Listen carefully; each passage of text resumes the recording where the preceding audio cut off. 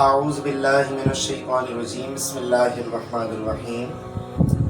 ناظرین، آج ہم حضرت ابراہیم علیہ السلام اور حضرت اسماعیل علیہ السلام کی قربانی کا واقعہ بیان کریں گے۔ روایتوں میں آتا ہے کہ ایک مرتبہ فرشتوں نے اللہ تبارک و تعالیٰ کے حضور عرض کی کہ یا اللہ، اب حضرت ابراہیم علیہ السلام کے دل میں تیری محبت نہیں، کیونکہ تیری محبت اور خلیل اللہ کا لقب کہلانے کا وہی لائق ہوتا ہے کہ جس کے دل میں صرف اور صرف تیری محبت ہو، یعنی اللہ تبارک و تعالیٰ کی محبت ہو۔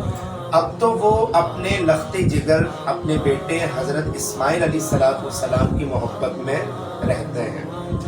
تو اللہ تبارک و تعالیٰ نے ان کے امتحان کا فیصلہ کیا۔ جی ہاں، ایک بات یاد رکھیے گا کہ جب ہم دنیا میں آئے ہیں تو ہمارا امتحان لیا جائے گا، ہماری آزمائش لی جائے گی اور ہمیں آزمایا بھی جائے گا۔ قرآن و حدیث میں جگہ جگہ اللہ تعالیٰ نے امتحان کا تصور پیش کیا ہے۔ اب پیغمبروں کا جو امتحان ہے اور پھر ولیوں کا جو امتحان ہے، ظاہر سی بات ہے ان کا کرائٹیریا بہت زیادہ سخت ہوتا ہے۔ تو حضرت ابراہیم علیہ السلام جب آپ ایک مرتبہ رات کو سوئے تھے تو اللہ تبارک و تعالیٰ، ظاہر سی بات ہے کہ پیغمبروں کا جو خواب ہوتا ہے وہ بھی وحی الہی کے مطابق ہوتا ہے۔ تو خواب میں کہا گیا کہ قم فقرب بالقربان لرب العالمین، پیارے اٹھو اور اپنے رب کے حضور قربانی پیش کر دو۔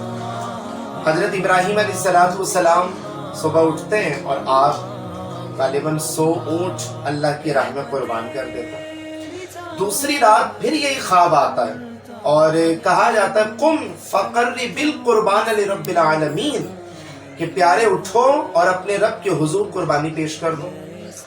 آپ اٹھتے ہیں اور آپ 100 گائیں اللہ تبارک و تعالیٰ کی راہ میں قربان کر دیتا ہے۔ اور تیسری رات پھر یہی خواب آتا ہے قم فقرب بالقربان لرب العالمین، کہ پیارے اٹھو اور اپنے رب کے حضور قربانی پیش کر دو۔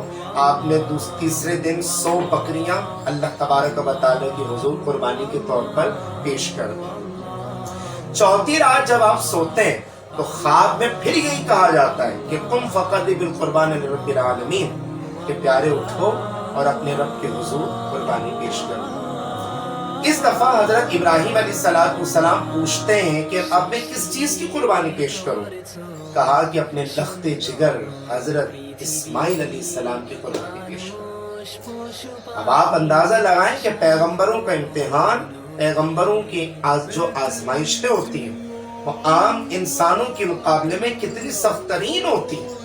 ظاہر سی بات ہے ان کا مقام اور مرتبہ بہت زیادہ بلند، تو انسان کا مقام اور مرتبہ جب بلند ہوتا ہے تو امتحان کا اور ایگزامینیشن کا جو کرائٹیریا، اس کا جو سٹینڈرڈ ہوتا ہے وہ بھی عام انسانوں کے مقابلے میں بہت زیادہ ہائی فائی ہوتا ہے۔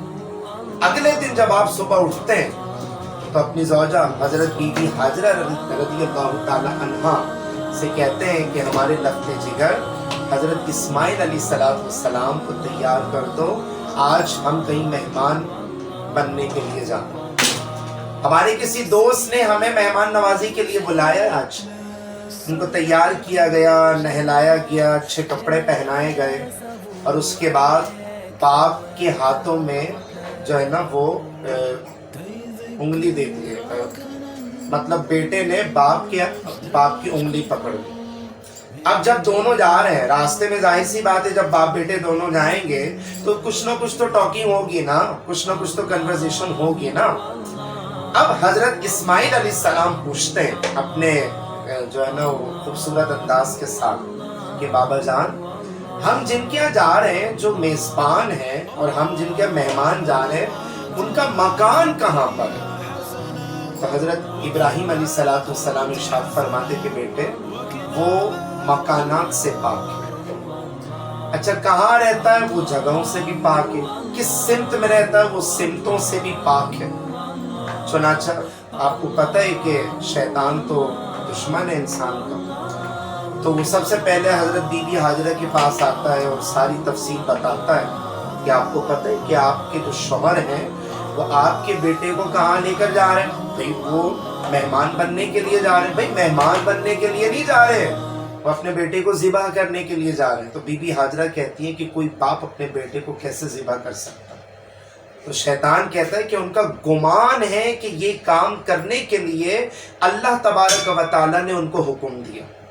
تو بی بی ہاجرہ کہتی ہیں کہ اگر اللہ کا حکم ہے نا تو 1 اسماعیل نہیں 70 اسماعیل قربان کر دینے کے لیے تیار۔ اس کے بعد شیطان حضرت اسماعیل علیہ السلام کے پاس آتا ہے، اور یہ یاد رکھیے گا یہ سارا کا سارا جو منظر ہے نا یہ آسمان کے فرشتے دیکھ رہے ہیں کہ آج ہونے کیا والا ہے۔ کیا آج ایک باپ اپنے بیٹے کو ذبح کرے گا؟ کیا اس کی قربانی پیش کرے گا؟ صرف اور صرف اللہ تبارک و تعالیٰ کی محبت میں، اللہ تعالیٰ کہ جو ہے نا وہ حکم ماننے کے اعتبار سے کیا کوئی باپ اپنے بیٹے کی قربانی پیش کرے گا؟ یہ بات میں آپ کو بتا دوں کہ آسمان کے سارے فرشتے آج یہ منظر دیکھ رہے ہیں۔ اس کے بعد شیطان حضرت اسماعیل علیہ السلام کے پاس آتا ہے اور بولتا ہے کہ پتہ آپ کے بابا جان آپ کو کہاں لے کر جا رہے ہیں؟ ایک مہمان بننے کے لیے جا رہے ہیں؟ نہیں، ذبح کرنے کے لیے جا رہے ہیں۔ ارے کوئی باپ کیوں کرے گا؟ کہا کہ ان کا گمان ہے کہ اللہ تعالیٰ نے حکم دیا۔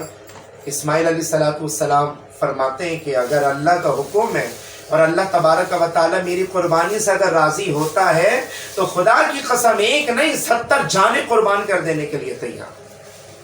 اس کے بعد حضرت ابراہیم علیہ السلام کے پاس آتا ہے اور کہتا ہے کہ آپ کو پتہ ہے دوبارہ سے ایسے بیٹے کا ملنا کتنا مشکل ہے۔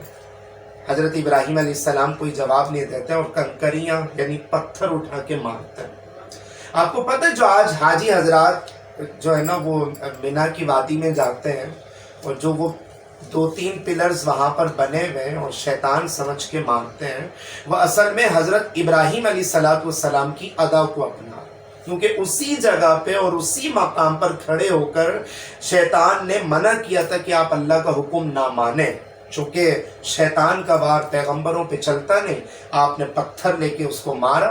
تو آج تمام حاجی حضرات اور جتنے بھی لوگ وہاں پر زیارت کے لیے جاتے ہیں تو وہ پتھر مار کے، وہ جو پلرز وہاں پہ بنے ہوئے پتھر مار کے ایکچولی سنت ابراہیمی کی ادا کو اپنانا ہے۔ اس کے بعد اب جب مینا کی گھاٹی میں آ گئے، اب حضرت ابراہیم علیہ السلام اپنے لخت جگر کو سارا واقعہ بیان کر دیتے۔ اب کوئی بات راز نہیں ہے اور کوئی بات ڈھکی چھپی نہیں ہے، اور سارا خواب سارا واقعہ بیان کر دیتے ہیں اور پوچھتے ہیں کہ تمہاری کیا رائے ہے۔ اللہ اکبر۔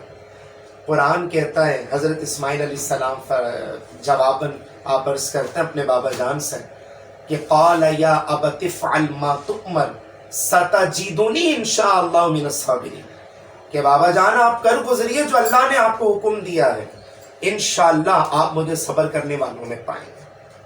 چنانچہ ہاتھ پاؤں باندھ دیے گئے، رسی سے باندھ دیے گئے، چھری تیز کر دی گئی، اور حضرت ابراہیم علیہ السلام نے اپنی آنکھوں پہ پٹی باندھ دی، اس لیے کہ کہیں ایسا نہ ہو کہ بیٹے کا خون دیکھ کر کہیں میرا دل نہ پگھل جائے۔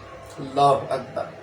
یہ منظر آسمان کے سارے فرشتے دیکھ رہے ہیں اور حضرت ابراہیم علیہ السلام کی وفاداری کے اوپر تحسین اور آفرین کے نعرے بلند کر رہے ہیں کہ یار ایسا بھی ہوتا ہے کہ اللہ تعالیٰ نے جو قربانی مانگی وہ اس کو دینے کے لیے پیچھے نہیں ہٹ رہے۔ چنانچہ چھری تیز کی گئی اور چھری تیز کرنے کے بعد جب پھیرا گیا تو چھری نہیں چلی۔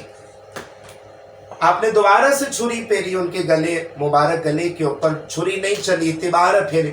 آپ نے جلال کے عالم میں چھری پھینک دی، اور روایتوں میں آتا ہے کہ چھری کو اللہ تبارک و تعالیٰ نے بولنے کی صلاحیت عطا فرمائی اور وہ چھری بول پڑی اور وہ کہنے لگی کہ یا خلیل اللہ، آپ مجھ پہ کیوں ناراض ہوتے ہیں؟ میں کروں تو کیا کروں؟ ایک مرتبہ رب کا خلیل کہتا ہے کہ کاٹ، اور 70 مرتبہ رب جلیل کہتا ہے کہ مت کاٹ، اب میں خلیل کی سنوں یا جلیل کی سنوں؟ چنانچہ آپ نے جب 4تھی مرتبہ ان کے مبارک گلے میں جب چھری پھیری تو چھری چل گئی۔